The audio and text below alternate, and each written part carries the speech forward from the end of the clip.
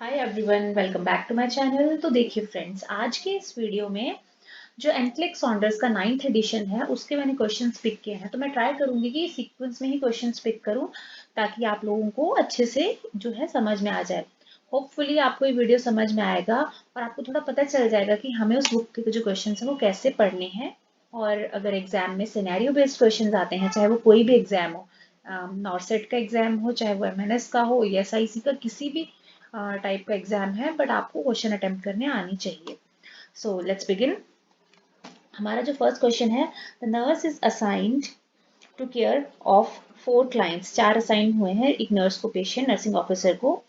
तो in planning clients round, which client would nurse assess first. तो देखिए question में क्या पूछा गया है कि एक नर्सिंग ऑफिसर है ड्यूटी पे, उसको 4 पेशेंट्स मिले हैं।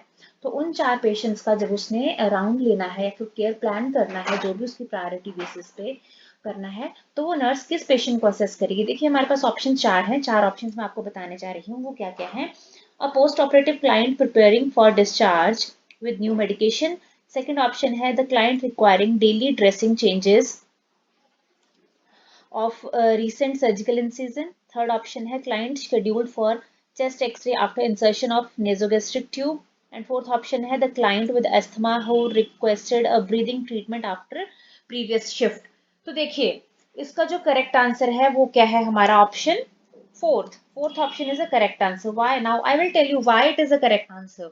देखिए जब भी हमने पढ़ा है कि असेसमेंट के लिए बोले, अगर हमने फिजिकल असेसमेंट करना है या फिर अगर हमें इंटरवेंशंस करने हैं, तो जो हमारा प्रायोरिटी सीक्वेंस क्या रहता है, वो रहता है A B C. Means airway, breathing और सर्कुलेशन।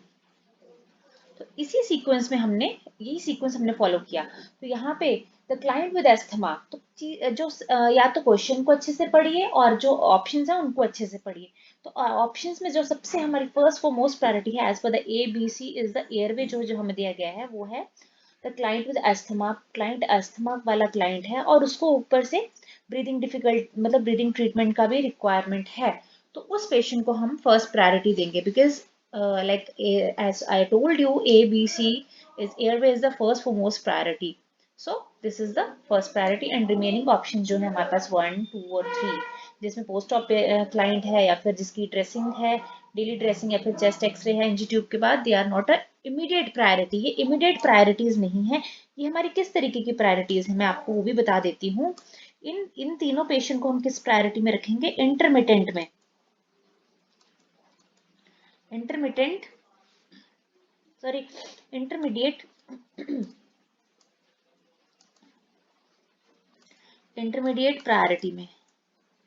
तो इनको हम बाद में भी देख सकते हैं, बट पहले हमें जिसको ब्रीदिंग असिस्टेंस या फिर जिसको ब्रीदिंग ट्रीटमेंट की जरूरत है उसको देखेंगे हम। ठीक है, सो हमारा फर्स्ट क्वेश्चन खत्म होता है। नेक्स्ट क्वेश्चन है हमारे पास, the nurse employed in an emergency department is assigned to triage client coming to the emergency department for the treatment on evening shift. The nurse would assign priority to which client। देखिए एक nursing officer है, emergency department में posted है, tries करना है उनको एक client को इवनिंग शिफ्ट में, तो वो किस पेशेंट को प्रायोरिटी पे रखेंगी। अब ध्यान से ऑप्शन सुनिएगा। A client complaining of muscle aches, headache and history of seizure. History of seizure है, not active seizure, not active. ध्यान से पढ़ना, ठीक है। A client who twisted their ankle twisted when rollerblading and is requesting the medication for pain। तो इसकी priority क्या है, वो पेन है, इसकी जो नीड है वो पेन रिलीफ है। नेक्स्ट क्वेश्चन ऑप्शन है हमारे पास, the client with the minor laceration on index finger. Index finger पे एक माइनर सा लेसरेशन है, sustained while cutting an eggplant. Next आता है ऑप्शन जो फोर्थ है, the client with chest pain who states that they just ate pizza that was very spicy. Spicy sauce वाला pizza उसने खा रखा है तो उसको। सो सी, now we are going to prioritise the patient like whenever we are posted in whenever we are doing triaging of the patient, चाहे वो trauma ट्राइजिंग है, चाहे वो इमरजेंसी की नॉर्मल ट्राइजिंग है, इमरजेंसी में जो मेडिसिन की या सर्जिकल ट्राइजिंग है, तो वहां पे अगर हम ट्राइज कर रहे हैं तो किस पेशेंट को हमने प्रायोरिटी पे रखना है। हमें प्रायोरिटीज पता होनी चाहिए कि किस बेसिस पे हम रखते हैं। तो हमारे पास 3 तरह की प्रायोरिटीज हैं। जो कोडिंग है वो तो आपको पता ही होगी सबको, red, yellow and green. So apart from this, जो रेड येलो ग्रीन है, रेड वाले जो पेशेंट्स होते हैं वो आते हैं हमारे इमरजेंट, मतलब जिनको हाईएस्ट प्रायोरिटी की जरूरत है। येलो वाले आते हैं हमारे अर्जेंट, जिनको सेकंड प्रायोरिटी में रखना है। देन ग्रीन वाले आते हैं नॉन अर्जेंट, नॉन अर्जेंट। तो इनको मतलब हम थोड़ा डिले करवा सकते हैं कि ठीक है, अगर आपको इमीडिएटली भी ट्रीटमेंट नहीं मिला तो वो उनके लिए लाइफ थ्रेटनिंग नहीं होगा, कोई प्रॉब्लम नहीं होगी उनके लिए। ठीक है, सो फर्स्ट है red yellow green, emergent, urgent and non urgent. So as per this, देखिए जो ट्रायज है हम इस बेसिस पे करेंगे। तो ट्रायज में क्लासिफाई करते हैं हम पेशेंट को इनके अकॉर्डिंग, किसके अकॉर्डिंग, कि पेशेंट की इलनेस के अकॉर्डिंग।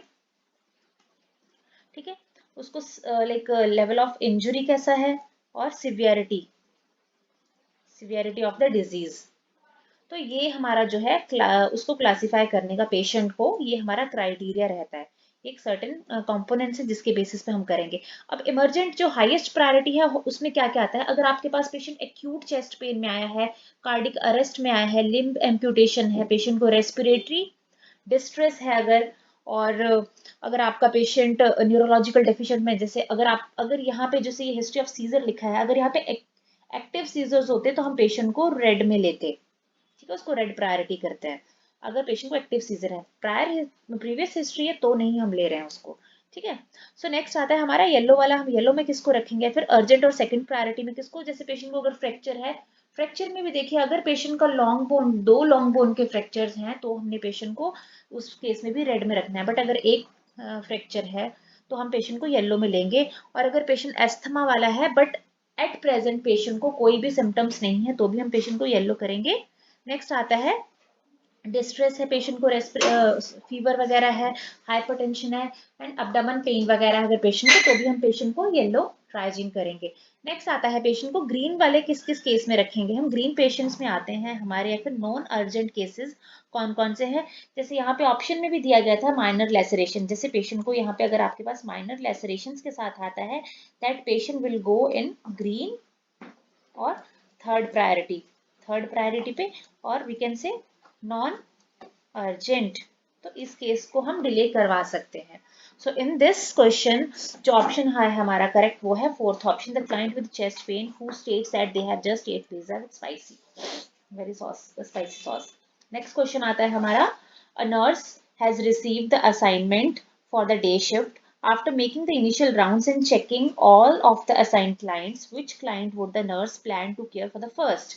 देखिए एक नर्सिंग ऑफिसर है, ड्यूटी पे आ रखे हैं, अगर उनको जो पेशेंट्स असाइन किए गए हैं, आफ्टर टेकिंग राउंड्स, उन्होंने अपने पेशेंट्स, सभी को पेशेंट्स को देख लिया, like after assessing the like basic assessment करने के बाद उनकी फर्स्ट प्रायोरिटी कौन सी रहेगी। तो ऑप्शंस हैं इसमें हमारे पास क्या क्या हैं, the client who is ambulatory demonstrating the steady gait, patient चल रहा है, स्टडी गेट अपना शो कर रहा है, वो वाला पेशेंट। सेकंड ऑप्शन है a post-operative client who has just received an opioid pain medications, a client scheduled for the physical therapy for the first crutch walk session, a client with WBC count 14,000 and temperature is 38.4 degree Celsius. So देखिए इस question में हमारा जो clearly दिखता है, हमारी जो first priority है जिसका पेशेंट का WBC इंक्रीज्ड है वो, और patient is having a history of fever, patient को फीवर की हिस्ट्री है और पेशेंट के WBCs बढ़े हुए हैं, तो डेफिनेटली हम पेशेंट को फर्स्ट प्रायोरिटी में रखेंगे। बिकॉज बाकी पेशेंट जो है एम्बुलेटरी है, पेशेंट चल रहा है, तो हम उसको ज़्यादा अटेंशन अभी इस टाइम पे देने की ज़रूरत नहीं है। और पोस्ट ऑपरेटिव क्लाइंट है, आपने उसको पेन मेडिकेशन ऑलरेडी दे दी है, so right now you have to wait for the like wait करना है आपने कि उस मेडिकेशन का इफेक्ट आए, ताकि पेशेंट को जो पेन है वो रिलीव हो सके। तो थर्ड ऑप्शन जो है हमारे पास वो है पेशेंट का जो फर्स्ट क्रच वॉक सेशन है, तो उसके लिए भी patient can wait, but here the first priority जो देनी है वो देनी है हमें पेशेंट को WBC काउंट जिसका बढ़ा हुआ। So correct answer is a client with WBC 14,000 and temperature is 38.4 degree Celsius. So next question की तरफ अगर हम मूव करते हैं, तो क्वेश्चन है हमारे पास, nurse is caring for a client with heart failure का एक क्लाइंट है। क्वेश्चन में जो आपको की पॉइंट्स दिए गए हैं, उन पे ध्यान देना है। इसमें है जो पेशेंट है उसको हार्ट फेलियर है। On assessment the nurse notes that the client is dyspneic, मतलब उसको पेशेंट को डिफिकल्टी इन ब्रीदिंग भी है, लंग साउंड्स क्रैकल्स हैं एंड ऑडिबल ऑन ऑस्कल्टेशन। जब हम स्टेथोस्कोप की हेल्प से अगर सुनते हैं तो क्रैकल्स वर देयर। अगर क्रैकल्स हैं तो आप लोगों को पता होना चाहिए क्रैकल्स किस कंडीशंस में आते हैं, किस किस कंडीशन में होते हैं। तो what additional manifestation would the nurse expect to note in the client if excess fluid volume is present. See question में ही बता दिया है कि पेशेंट को एक्सेसिव फ्लूइड वॉल्यूम है, मतलब फ्लूइड ओवरलोड है, तो डेफिनेटली पेशेंट को डिफिकल्टी इन ब्रीदिंग भी होगा, ऑस्कल्टेशन पे क्रैकल साउंड्स भी आएंगी। सो नेक्स्ट है इन सब फाइंडिंग्स के अलावा और कौन कौन सी फाइंडिंग्स हो सकती हैं। तो जो ऑप्शंस दिए गए हैं हमारे पास वो हैं weight loss and dry skin. Second option is flat neck and hand veins and decreased urinary output. Third option है an increase in blood pressure and increased respirations. Fourth option is weakness and decreased central venous pressure. So देखिए इसका जो correct answer है वो है हमारे पास fourth, sorry इसका increase blood pressure increase respiration. इसका जो करेक्ट आंसर है वो है हमारे पास ये third option. Third one is the correct answer and increase in blood pressure and increase respiration. जैसे कि यहाँ पे ऑलरेडी क्वेश्चन में ही आपको बताया था कि फ्लूइड वॉल्यूम ओवरलोड है, जो पेशेंट के रेस्पिरेटरी रेट है वो बढ़ जाएगा, क्रैकल साउंड है, डिस्निक है। जब पेशेंट डिस्निक होगा तो फिर वो और ज्यादा एफर्ट्स लेने की कोशिश करता है, सांस लेने की कोशिश करेगा, तो इसकी वजह से जो पेशेंट का रेस्पिरेटरी रेट है वो इंक्रीज हो जाएगा। तो पेशेंट, अब मैं आपको बताती हूँ कि फ्लूइड वॉल्यूम एक्सेस होता है उसको हम ओवर हाइड्रेशन भी बोलते हैं। जो फ्लूइड वॉल्यूम एक्सेस है it is also known as overhydration. तो किस किस केस में होगा, या तो एक्सेस फ्लूइड इनटेक है और या तो बॉडी में फ्लूइड रिटेंशन है due to certain reason, certain disease conditions की वजह से अगर हमारी बॉडी में फ्लूइड रिटेंशन हो रहा है तो in assessment what we will see, और हमें क्या क्या असेस करना है कि जैसे पेशेंट का जो कफिंग पैटर्न है, कफ पेशेंट को होगा, पेशेंट डिस्निक होगा, डिस्निया होगा, difficulty in breathing, crackle sounds होंगे, टेकिपनिया होगा, टेकिपनिया होगा, टेकिकार्डिया होगा, हार्ट रेट भी पेशेंट का इंक्रीज हो जाएगा और पेशेंट का जो ब्लड प्रेशर है वो भी इंक्रीज हो जाएगा, इंक्रीज बीपी। देन जो पल्स का अगर हम रेट देखेंगे तो रेट तो इंक्रीज है लेकिन जो पल्स है वो बाउंडिंग पल्स होगा पेशेंट का, ठीक है। देन सेंट्रल वेनस प्रेशर भी इंक्रीज होगा, CVP will increase, elevated CVP आएगा। And one should know the normal CVP, हमें नॉर्मल भी पता होना चाहिए नॉर्मल कितना होता है, नॉर्मल सीवीपी कितना है। ये देखिए अलग से भी क्वेश्चन आ सकता है आपको, ये चाहे प्रीलिम्स में ही आ जाए कि what is the normal value of हमारा सीवीपी, या फिर एक प्रॉपर क्वेश्चन भी करके आ सकता है। तो सीवीपी की जो नॉर्मल वैल्यू है it is 8 to 12 mm of Hg। तो ध्यान से पढ़नी है चीजें। डिस्टेंडेड नेक वेन्स हो सकती हैं पेशेंट की, और डिक्रीज्ड हिमेटोक्रिट, डिक्रीज हिमेटोक्रिट क्यों हो, क्योंकि जो हमारा ये जो ब्लड है वो डाइल्यूटेड हो जाएगा इंक्रीज वॉल्यूम की वजह से। सो हमारा जो करेक्ट आंसर है ये है हमारा an increase in blood pressure and increase respiratory rate. So next question क्या आता है हमारे पास, nurse reviews a client's record and determines that the client is at risk of developing potassium deficit if which situation is documented। potassium deficit किस situation में होगा, देखिए options क्या क्या हैं, sustained tissue damage, second option है हमारे पास required nasogastric suction and patient has a history of Addison's disease, and fourth option is uric acid level of 9.4 mg per deciliter। तो इस क्वेश्चन में जो करेक्ट आंसर है वो है ऑप्शन सेकंड, सेकंड ऑप्शन हमारी है करेक्ट है। कि देखिए जो बाकी ऑप्शंस हैं, वन फर्स्ट ऑप्शन है जिसमें टिश्यू डैमेज है, या फिर जो थर्ड ऑप्शन है जिसमें पेशेंट का एडिसन डिजीज की हिस्ट्री है, या फिर यूरिक एसिड का जो लेवल है, ये सारी फर्स्ट थर्ड और फोर्थ ऑप्शन ये हैं, इसमें पेशेंट का जो रिस्क रहता है वो रहता है हाइपर कैलेमिया डेवलप होने का, हाइपर कैलेमिया डेवलप होने का, जो ये वाली कंडीशंस हैं, ये टिश्यू डैमेज और एडिसन डिजीज और लेफ्ट। जो सेकंड ऑप्शन है, जिस पेशेंट को नेजोगेस्ट्रिक सक्शन किया जा रहा है, उस केस में चांसेस आर देयर कि पेशेंट का जो पोटाशियम लेवल है, वो डिक्रीज हो सकता है, बिकॉज कंटिन्यूस सक्शन हो रहा है, तो जो हमारे इलेक्ट्रोलाइट्स हैं वो बॉडी से वॉश आउट हो सकते हैं। तो इन सभी चीजों से पहले हमें ये पता होना चाहिए कि नॉर्मल वैल्यू कितनी है पोटाशियम की। नॉर्मल वैल्यू कितनी है सीरम पोटाशियम हमारी 3.5 to 5 milli equivalents per litre. ठीक है, तो जो डिक्रीज पोटाशियम जब होता है, जब हमारा बॉडी में पोटाशियम कम हो जाए, तो उस कंडीशन को हम बोलते हैं हाइपोकैलिमिया, और जब बढ़ जाता है उस कंडीशन को हम बोलते हैं हाइपरकैलिमिया। ठीक है,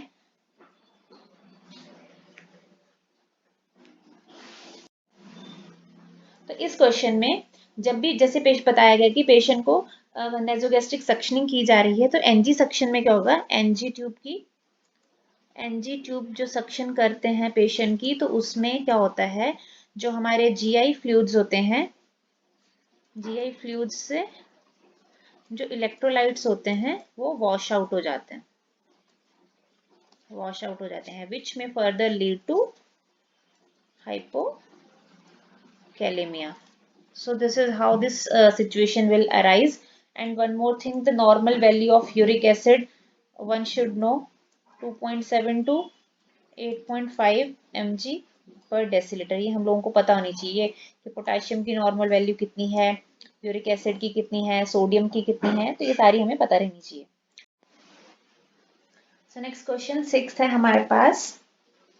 क्वेश्चन 6 जो है वो है, the nurse is assessing a client with lactose intolerance disorder. एक पेशेंट है जिसको लैक्टोज इंटॉलरेंस है, तो the patient for suspected diagnosis of hypocalcaemia, which clinical manifestation would the nurse expect to note in the client। देखिए, एक patient है जिसको already lactose intolerance है, जिसका भी डायग्नोस किया जा रहा है कि पेशेंट को हाइपोकैल्सीमिया होगा, मतलब जो उसकी बॉडी में कैल्शियम लेवल है वो डिक्रीज होगा। तो उस पेशेंट में हमें एज अ नर्स कौन कौन सी फाइंडिंग्स हैं वो देखनी है। तो ऑप्शंस है हमारे पास, ट्विचिंग, हाइपोएक्टिव बाल साउंड्स, नेगेटिव प्रोसेस साइन और हाइपोएक्टिव डीप टेंडन रिफ्लेक्सेस। देखिए, इसमें जो करेक्ट आंसर है वो है ट्विचिंग। तो जब भी पेशेंट हमारी बॉडी में जब हम हाइपोकैल्सीमिया होगा हमें, तो हमें ट्विचिंग होगी, मसल्स ट्विचिंग होंगी। तो बाकी और इसके अलावा और क्या क्या हो सकता है, पॉजिटिव प्रोसेस साइन होगा, चेडविक साइन होगा।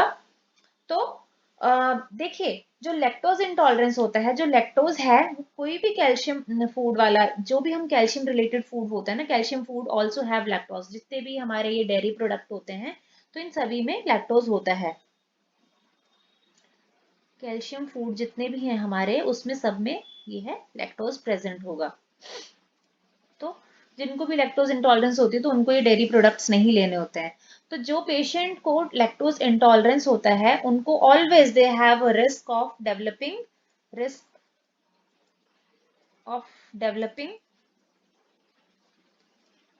हाइपोकैल्सीमिया। तो उनको हमेशा चांसेस होते हैं कि क्योंकि उनको यही डर रहता है कि अगर डर क्या रहता है, अगर वो जैसे ही ये कोई भी डेयरी प्रोडक्ट लेते हैं, तो उनको लैक्टोज इंटॉलरेंस होने लग जाती है, तो उनको further sign and symptoms arise होने लग जाएंगे, कोई भी साइन एंड सिम्टम उनको अराइज हो सकता है।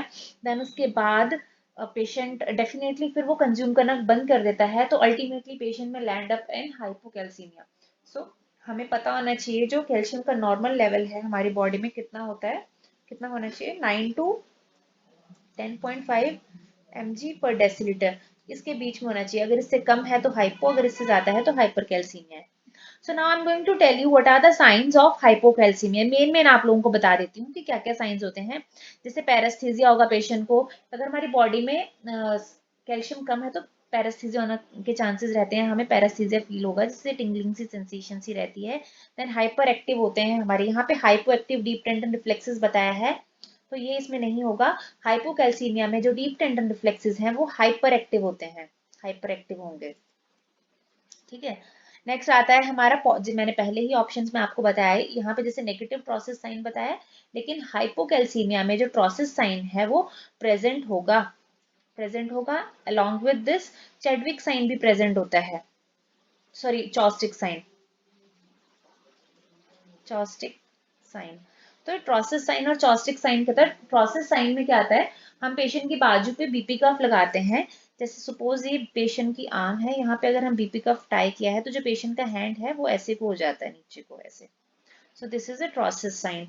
तो नेक्स्ट आता है हमारा चॉस्टिक साइन। चॉस्टिक साइन में हम क्या करेंगे, पेशेंट का ये जैसे नोज है, ये आईज है, ये फेस है, अगर पेशेंट के हम फेस पे इस साइड टैप करेंगे तो जो पेशेंट का फेशियल ट्विचिंग हो जाती है, इस तरफ को मुड़ जाएगा फेस पेशेंट का। So these are the Chadwick sorry Chvostek sign.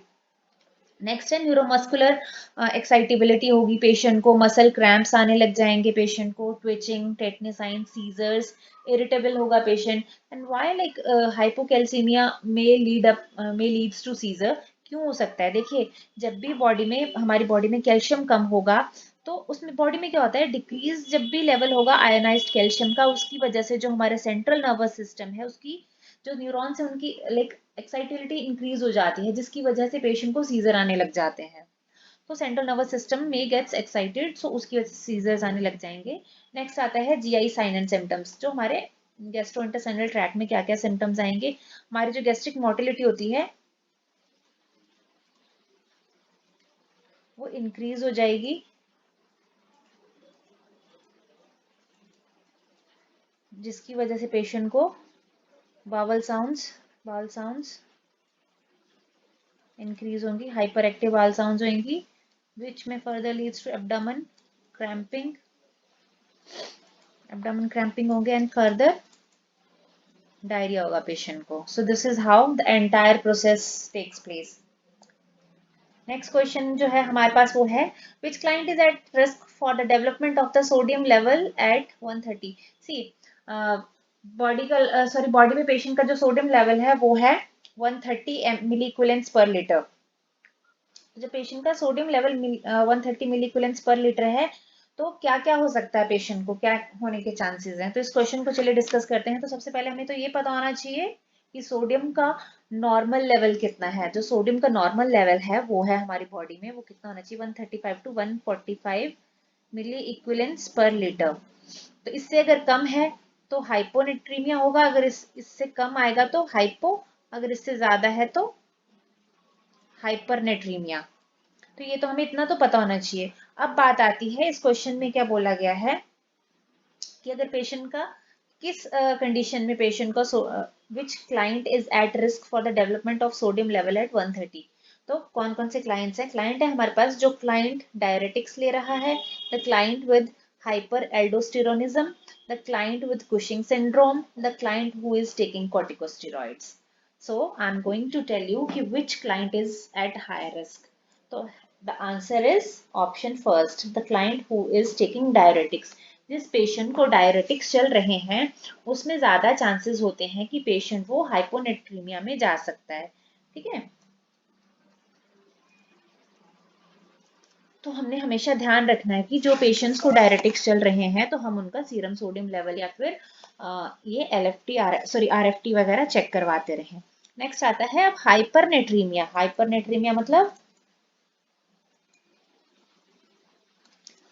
Increase serum sodium level. किस किस कंडीशन में हो सकता है पेशेंट को, तो वो है हमारे अगर पेशेंट कॉर्टिकोस्टेरॉइड्स ले रहा है तो स्टेरॉइड्स ले रहा है पेशेंट, और अगर पेशेंट को हाइपर एल्डोस्टेरोनिज्म है, जहाँ पे ये ऑप्शन में भी दे रखा है, और कुशिंग सिंड्रोम। कुशिंग सिंड्रोम में पेशेंट का जो कॉर्टिसोल लेवल है वो इंक्रीज हो जाता है, इंक्रीज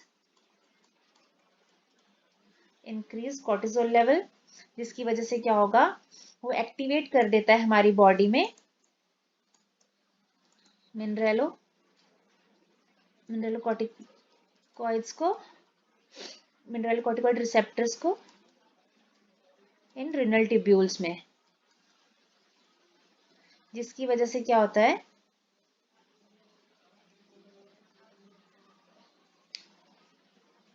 इंड्यूसिंग एक्सेसिव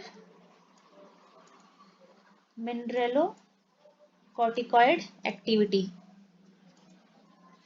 जिसकी वजह से पेशेंट का जो सोडियम लेवल है वो बॉडी में इंक्रीज हो जाता है। So this is the entire thing takes place, this is how entire things takes place कि अगर पेशेंट को डायरेटिक्स चल रहे हैं तो पेशेंट का जो सोडियम लेवल है हमें चेक करते रहना है, या फिर क्या क्या चेक करना, कैसे कैसे उसको वॉच आउट करना है। नेक्स्ट क्वेश्चन है, the nurse is caring for a client with heart failure who is receiving high dose of diuretics. On assessment, the nurse notes that the client has flat neck veins, generalized muscle weakness, and diminished deep tendon reflexes. ठीक है, तो ये symptoms उसने पहले बता दिए। एक heart failure का पेशेंट है जिसको डायरेटिक्स मिल रहे हैं। अब नर्स ने उसमें क्या क्या फाइंड आउट किया है, flat neck vein, generalized muscle weakness है,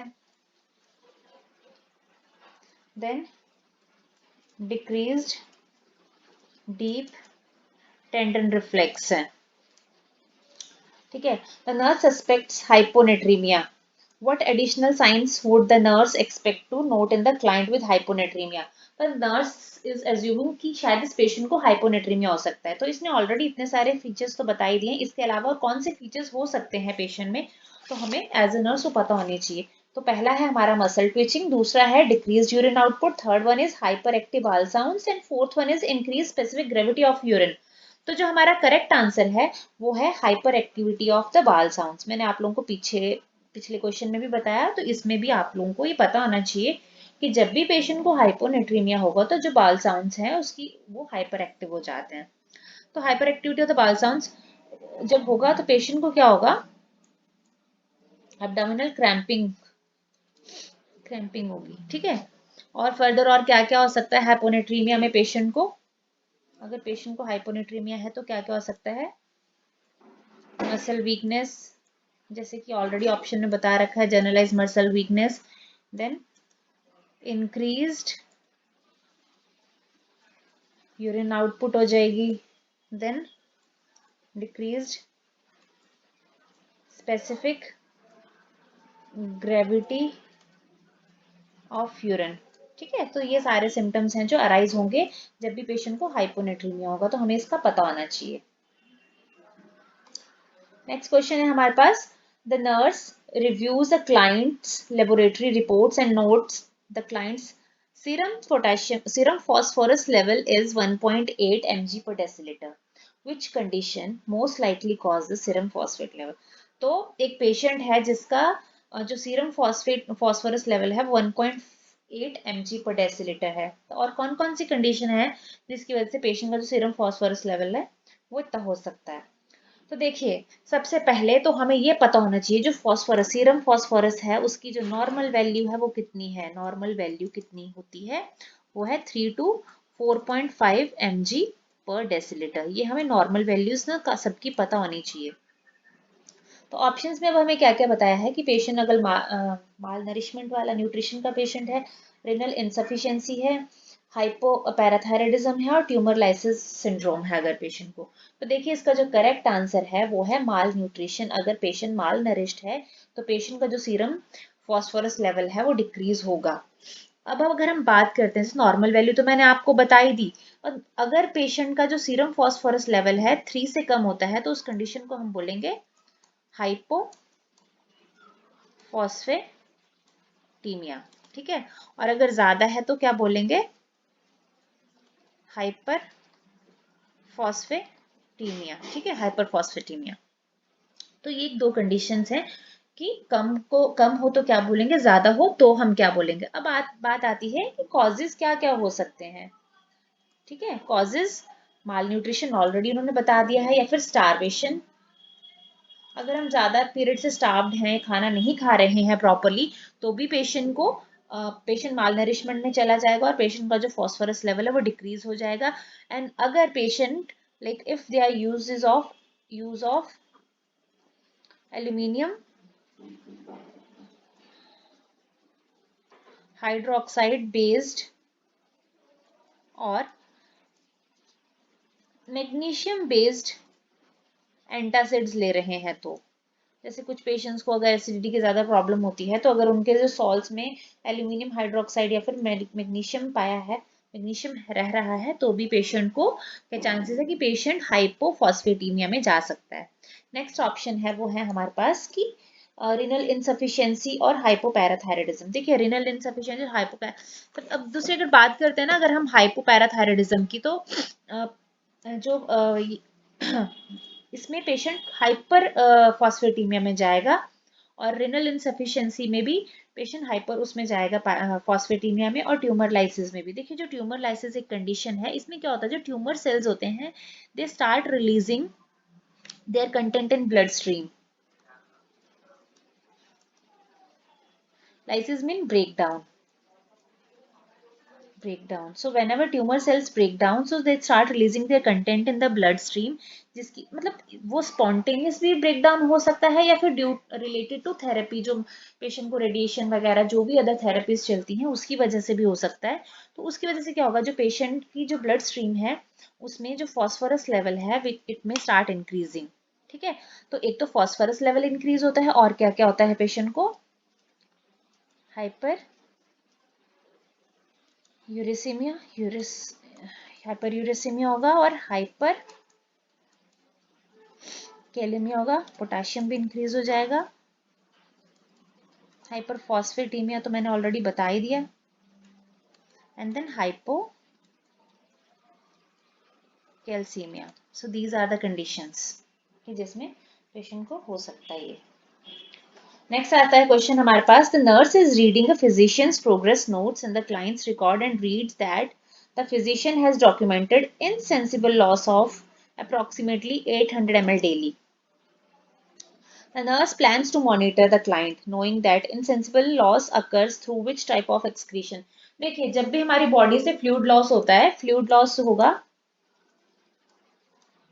वो दो तरीके का होता है, सेंसिबल और